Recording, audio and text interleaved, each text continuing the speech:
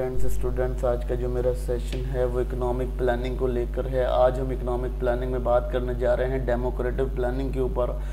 Last session के अंदर हमने डिस्कस किया था इम्पेरेटिव प्लानिंग या डायरेक्टिव प्लानिंग को। हम बात करेंगे डेमोक्रेटिव प्लानिंग पर। डेमोक्रेटिव प्लानिंग जो है इम्पेरेटिव प्लानिंग की बिल्कुल मुखालिफ होती है।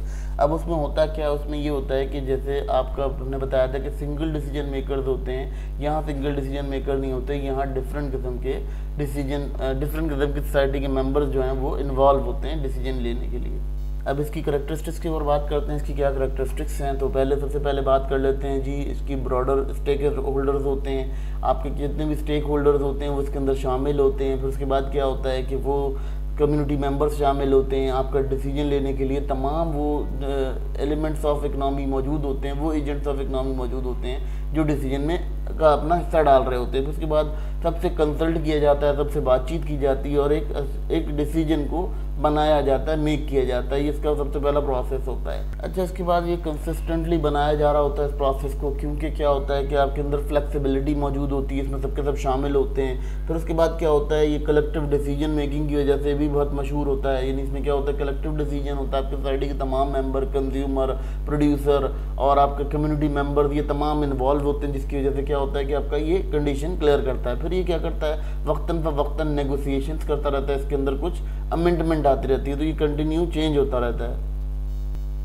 फिर आते जी ट्रांसपेरेंसी की बहुत इंपॉर्टेंट करैक्टरिस्टिक होती है। उसमें हम क्या करते हैं, उसमें हम ये देख लेते हैं कि हमारा जो प्रोसेस होता है वो बिल्कुल ओपन होता है, लोगों को मिस इन्फॉर्मेशन नहीं दी जाती, क्लियर इन्फॉर्मेशन दी जाती है, क्योंकि तमाम लोग उसके अंदर शामिल होते हैं सोसाइटी के।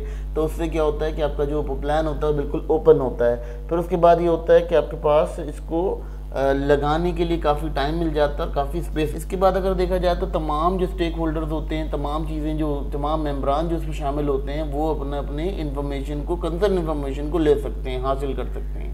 एम्पावरमेंट की बात कर लेते हैं। इसकी एम्पावरमेंट की जो करैक्टरिस्टिक है उसमें क्या है कि उसमें जो भी लोग शामिल हैं आपकी प्लानिंग के अंदर, वो लोग क्या कर रहे हैं, वो आपकी डिसीजन जो आप बना रहे हैं, जो प्रिपेयर कर रहे हैं डिसीजन, उस प्रिपेयर डिसीजन के अंदर उनका ये किरदार है कि वो सबके सब इन्वॉल्व हैं और सबके सब इस चीज़ को देख रहे हैं, उनके जो डिसीजन हैं यानी उनके साथ कंसल्ट कर रहे हैं। फिर उसके बाद अगर देख लेते हैं तो ये क्या करता है, ये तमाम एजेंट को ये राय देता है, हक़ राय देता है कि वो अपने अकॉर्डिंगली प्लान को प्रिपेयर कर सकते हैं। अब उसके बाद अकाउंटेबिलिटी के करैक्टरिस्टिक्स की होती है कि इसमें क्या होता है, सबसे पहली चीज़ कि आपके स्टेक होल्डर जो हैं पहले तो इन्वॉल्व होते हैं, तमाम जो आपके कंज्यूमर, प्रोड्यूसर, कम्युनिटी होल्डर ये तमाम इन्वॉल्व होते हैं। अब क्या होता है, अब उनसे जो है फीडबैक मैकेनिज्म भी कलेक्ट किया जाता है, ताकि उससे आपको ये समझ में आ सके कि आपका जो प्लान है वो किस हद तक क्लियर जा रहा है या सही जा रहा है। उसके अंदर अगर कोई कमी पेशी भी होती है तो उसके अंदर रेजिलियंसी मौजूद होती है, उसको हम रेजिलियंट कर सकते हैं। तो यहाँ ये डेमोक्रेटिक प्लानिंग की जो करैक्टरिस्टिक है ये तमाम डिस्कस की जा रही हैं। देखिए स्टूडेंट्स, तमाम मामलात जो है ना, ये तमाम मामलात आपको समझना इसलिए ज़रूरी हैं क्योंकि बीइंग इकोनॉमिस्ट आपको ये तमाम मामलात से गुजरना पड़ेगा और आपको इस तमाम चीज़ों को देखना पड़ेगा। देखें स्टूडेंट्स, जब हम बात करते हैं डायरेक्टिव प्लानिंग की, तो डायरेक्टिव प्लानिंग बहुत ज़्यादा स्ट्रिक्ट होती है, मगर हम जब डेमोक्रेटिक प्लानिंग की बात करते हैं तो बहुत ज़्यादा उसमें ईज़ होता है और बहुत ज़्यादा फ्लेक्सिबिलिटी होती है, फ्लक्चुएशन होती है। तो ये तमाम चीज़ें यहाँ डिस्कस की जा रही थी, जिसको आप यहाँ समझ सकते हैं। और ये तमाम मैटर्स आपको इसलिए बताए जा रहे हैं ताकि आपको ये समझ आ सके कि जी आपकी जो कि कहना चाहिए कि डेमोक्रेटिव प्लानिंग है वो किस हद तक काम करती है, किस हद तक लेवल पर काम करती है। और डेमोक्रेटिव प्लानिंग ज़्यादा रिसोर्सफुल साबित होती है, ज़्यादा बेहतर साबित होती है। तो अगर हम बात कर लेते हैं यहाँ इस सिस्टम की, तो ये सिस्टम इस तरह से गवर्न करता है।